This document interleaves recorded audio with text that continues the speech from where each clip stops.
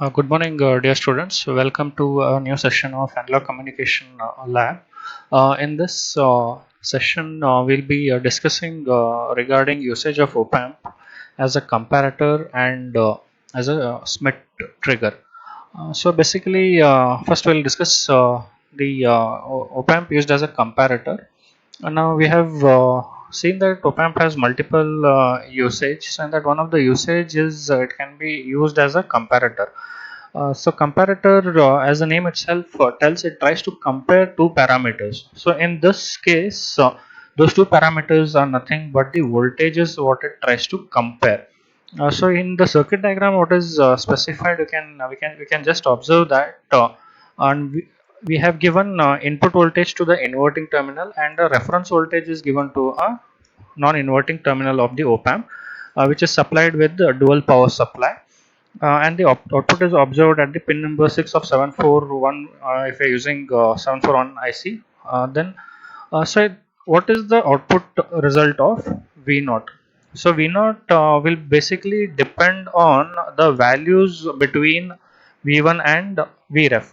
For example, if Vref is kept around say 1 volt, and if V1 is say 2 volt, so input V1 is greater than reference Vref, and since input V1 is given to negative terminal, and reference voltage is given to positive terminal in this case, so input at this inverting terminal is greater, due to which the output will be say minus V set. Output will be minus V set. So it indicates that V input voltage is greater than the output voltage. So depending on whether the input is connected to inverting or non-inverting, based on that the logic will be changed. So in simple form, depending on whether the input is greater than the Vref or less than the Vref, V0 will be changing to either plus or minus. So dependingly. So this is how the comparator will be used in its ideal form of using a op-amp. Now let us move to another important concept, which is a Smith trigger. So Smith trigger is also basically a comparator circuit, but with one additional feature. In previous this thing we saw that there is no feedback, whereas in next this thing we can see that there is a positive feedback which is given to the circuit. So in this circuit, and then this one we have given it to the non-inverting input. So this here itself, input is given to the inverting terminal, and reference voltage which is taken as a feedback is given to the positive terminal, that is non-inverting terminal of the op-amp. So this will be acting as a differential amplifier, and indirectly it is acting as a comparator. Now what happens is, since input is continuously applied, and if you are drawing the output continuously, and this voltage keeps on changing depending on the output voltage, so we'll get a regenerative output. So therefore it is this circuit, or circuit itself is termed as a regenerative comparator circuit, because it continuously because of the feedback, it continuously keeps on checking with the voltage which is applied to the non-inverting terminal, and the voltage changes dependingly. For example, if I apply a sine wave here, so sine wave will be altering and that will be changing. So depending, at sometimes the uh, input Vin might be greater than the reference voltage which is present here, and it might be less than the reference voltage which is present here, due to which the output will be changing. So and regeneratively we'll be getting the feedback. So based on that, the overall circuit will be operating. And here we can see that there are two resistors. So in this diagram we have shown it as R1 and R2 of different values. So R1 and R2, these two together will be acting as a voltage divider circuit. So the point at this point will be the voltage which is utilized for comparison. So based on the values of R1 and R2, this point can be changed. And if we have another, say, for a DC supply over here, and if I alter this, even then I can alter the entire circuitry. That is the operation related to that. So that is what we'll be looking out in the next slides.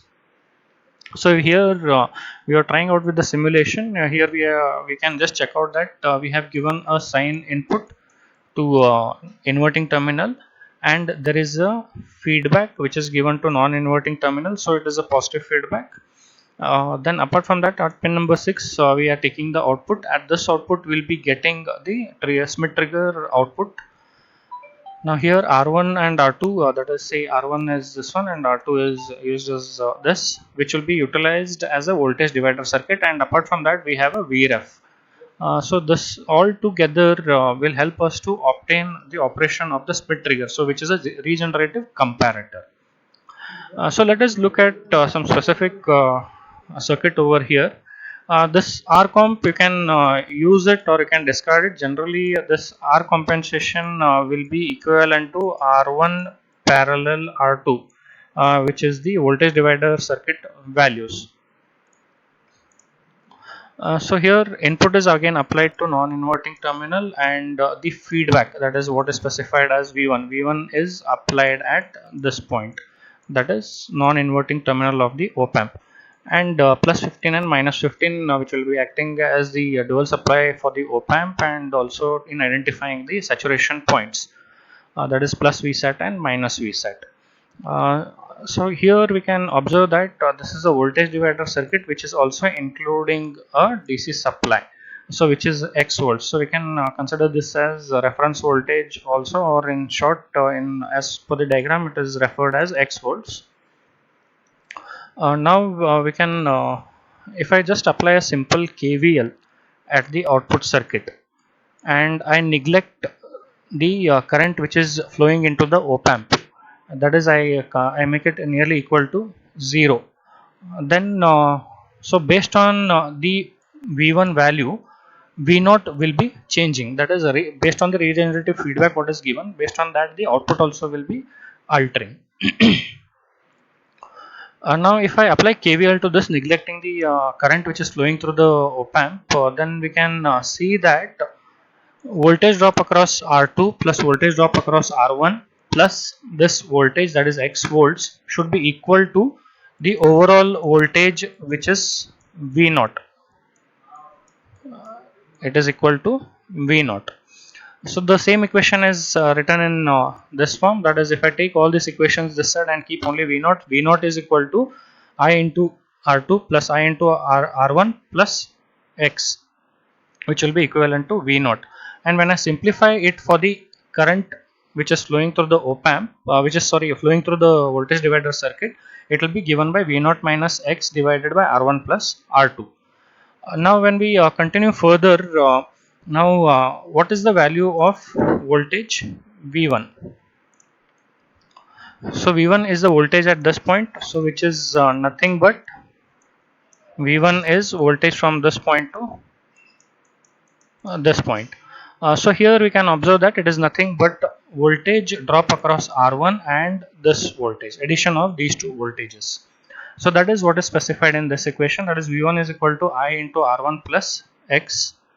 Therefore, but I know what is I from the previous equation, which is V0 minus X divided by R1 plus R2. So when I substitute, I'll be getting the first equation for V1 in this form. Now this V1 can have two different values in Schmitt triggers. One is termed as upper threshold point and one is termed as lower threshold point. Now how does these values imply is, if V0 is equal to plus Vsat, if the voltage is plus Vsat here, then this voltage what we get is referred to as upper threshold point. Now what is basically happening is, so when we have specific values we can just compare it, so we'll just look it in the waveform. So this upper threshold point, and if it is if V0 is minus Vsat, if it is minus Vsat, then the voltage drop across this will be equivalent to lower threshold point, which is LTP. Now always remember, UTP voltage value is always greater than the LTP voltage value. So this has to be satisfied, and based on the design what we'll be doing, based on that we'll be having changes. uh, Either we can have both UTP and LTP both as positive. For example, if UTP is plus 3, this can be say plus 2 or plus 1, which has to be less than the 3 volt for the UTP.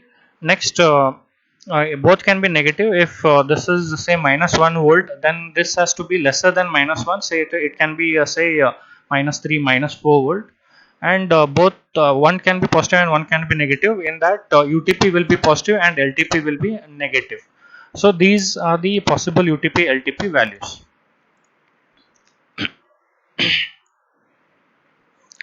These are the possible UTP LTP values.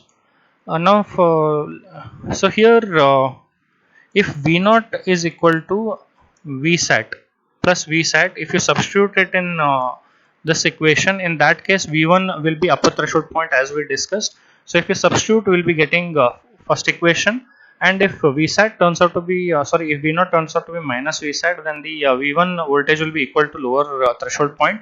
When we substitute, we get the next equation. Now here we have two equations, that is we have two equations, first equation and second equation. Now here if we just see, we'll be knowing what is the saturation point, whether plus Vsat or minus Vsat. Then we'll be knowing the lower threshold and upper threshold points. Only values which we will not be knowing is X, R1 and R2. So two equations, three unknowns. So we have to slightly modify it. Now next, what we can do is still to say, if we want still simplification, if we want still simplification, then we can say add VUTP plus VLTP will end up with one equation, and VUTP minus VLTP will end up with another equation. So we'll be getting two equations, two unknowns. For example, we have taken the difference between upper threshold point and lower threshold point, which ends up with 2 times Vsat into R1 divided by R1 plus R2. Now if we take VUTP plus VLTP, then plus VLTP, then we have, if we resolve this equation, it turns out to be 2 times X into R2 divided by R1 plus R2. So this is the equation what we'll be having. So since we have two equations, two unknowns, now next what we can do is we can assume one of the values, either R2, either R1 or X volts, and we can substitute it in the two equations. Say you can use these equations itself, we can substitute it in these equations, and then try to see what are the values of the other two unknown parameters. So depending on which value you are fixing. For example, if I say if I specify that R1 is equal to 1k, so I'll be substituting R1 as 1k in all the equations what I have got. Then two unknowns are there, X and R2. So I'll try to identify what will be the possible values of X and R2 for the values of UTP and LTP which is provided. So in order to check out with different possible values, we can use a potentiometer here instead of fixed values, or you can use a DRB connector, DRB at these locations, so that if new upper threshold points and lower threshold points will be found, will be given, then just by calculating and just changing these values to those DRB values to the resistances what we have estimated, we will be able to identify the overall diagram, overall output. Now how does this overall circuit work? So as I discussed, we have 2 points, upper threshold point and lower threshold point. Now those are the two values, that is upper threshold or lower threshold, will be applied to here depending on whether the output is plus Vsat or whether it is minus Vsat. So based on this, the comparison happens between the input and the voltage which is applied at the non-inverting terminal, and the output will be changing. And since the output voltage keeps on changing, as we have applying sine wave here, it keeps on changing, this value also keeps on changing, and due to which the output also alters. So let us see what happens in with respect to waveform. So in this, we have considered a simple parameter. So we can see that. So let us start from this point, wherein we have upper threshold point which is applied at this point, and input signal, say it exceeds the upper threshold point. Now input is a sine wave, and now let us assume the initial condition. Input has exceeded the upper threshold point. So what does this imply? It implies that the inverting terminal input is greater than the non-inverting terminal input, due to which what happens is the output changes to minus Vset. Since negative is greater than the positive, so output will be minus Vset. And this is applied to the voltage divider circuit. And if we substitute in the previous equations, then what happens is, at this point, previously it was UTP what I had considered. So when I change here, I can see that output is minus Vset. So then this turns out to be a lower threshold point now. So now this will be applied here. Now this goes off. Now it is lower threshold point. Now in this case, what happens is, input is still greater than UTP. It also implies that input is also greater than the LTP value.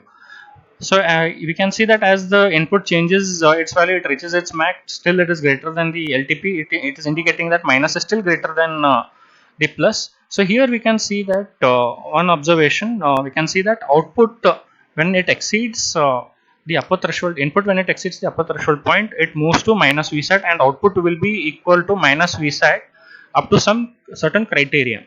So now as the input voltage keeps on decreasing, so when it reaches at this point, if I just compare, it is LTP here still. So still input is still greater than the minus value here. The LTP value. So still it moves further. It reaches to say 0 in our case. So 0 is still greater than the LTP value. So due to which minus is still greater than plus. Therefore it is still minus Vset. Now once it goes below lower threshold point, what happens is, once it goes below threshold point, what happens is, uh, plus will be, once this happens, lower threshold point will be greater than the input value. That is, once that value goes below this, lower threshold point will be greater than the input value. What this indicates, plus is greater than minus. So therefore what happens, this turns out to be plus Vsat. So when this is plus Vsat, when we apply KVL, what happens is, this LTP will be changed, and it will turn to be UTP, upper threshold point, and this UTP will be applied here. So this is what is happening now. Upper threshold point is up. Upper threshold point becomes the reference value to this op amp. So now the value is at upper threshold point. Now here, if I just compare, the input voltage is less than the upper threshold point. So what does this imply? Minus is less than plus, so output will be plus Vsat. So as it again keeps on increasing, at this point also still input is lesser than the upper threshold point, is less than the upper threshold point, therefore the output is plus Vsat. So it keeps on continuing. When it reaches up to this point and slightly exceeds or becomes greater than UTP, so what happens is, this turns out to be minus Vsat, as input is greater than the UTP what is obtained. So that is, minus is greater than plus, therefore this turns out to be minus Vsat, and this process continues, and threshold points again changes to LTP. So this keeps on changing. So this is what is happening. Now imagine if I slightly alter the voltage, or if I slightly change the values of R1 and R2, then I can have the width control. Now in this case, if we can see that just by observation, if I assume that if this is 1 volt, this is minus 1 volt, the width is almost equal in whether it is in minus Vsat or whether it is in during plus Vsat. Here another observation is the sine signal, when it is given as input, you are getting a square wave in this case. So Smith trigger is also a kind of wave conversion which it is helping out. Now, if I want to alter this on and the duration of the say on condition and the off condition, then I alter the R1, R2, and the X values. So, dependingly, we can have the alterations. So, this is all for today. Let us meet in the next session. Thank you.